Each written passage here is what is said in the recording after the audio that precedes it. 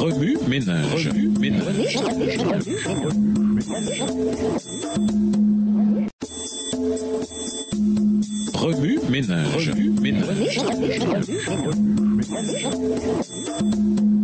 Bienvenue dans votre émission Remue ménage. Voilà la leçon de mercredi. Nourrir la liberté. Lisons Galates 5, verset 16. Galates 5, le verset 16. Je dis donc, marchez selon l'esprit et vous n'accomplirez pas les désirs de la chair. Voici une vieille histoire. Un vieux Cherokee voulait enseigner à son petit-fils ce qu'est la vie. Il y a un combat terrible entre moi, dit-il au garçon. C'est un combat entre deux loups. L'un est mauvais.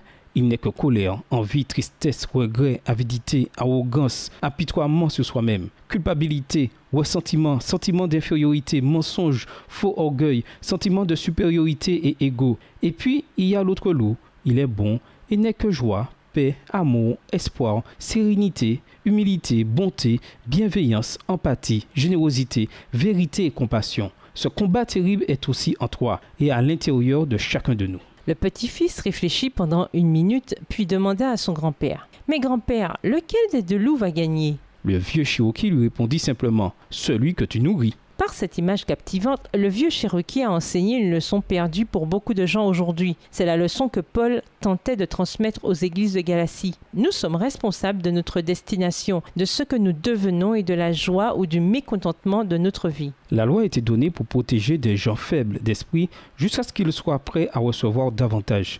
Galates 3, versets 19, 23 et 24. Un ordre ne peut qu'exiger l'obéissance. La liberté, elle, permet de réfléchir. Elle permet le bien le plus élevé et le mal le plus abject. Ainsi, l'esprit vivant en nous peut nous aider alors que nous affrontons la vie de façon indépendante. Le plan ultime de Dieu ne prévoit pas des automates. Dieu veut que ses enfants ne se contentent pas de suivre ses ordres, mais qu'ils réfléchissent parce qu'un jour, il leur faudra grandir. Permettons au Saint-Esprit de guider notre vie et ainsi nous choisirons ce qui est droit. Galates 5, le verset 16. Il ne s'agit pas de ce qu'on peut faire et ne pas faire, mais simplement de la vérité, que si l'on choisit de marcher avec et selon l'Esprit, on marchera vraiment sur les pas de Dieu. Dieu veut que nous soyons heureux. Tellement heureux qu'il nous sera difficile de croire que le péché a déjà existé.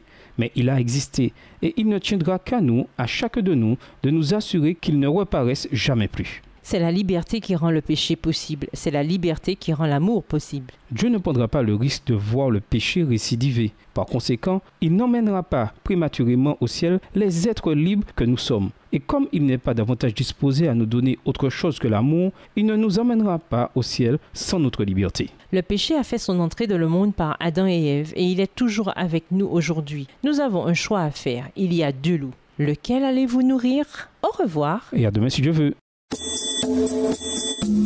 Remue ménage. Remue ménage.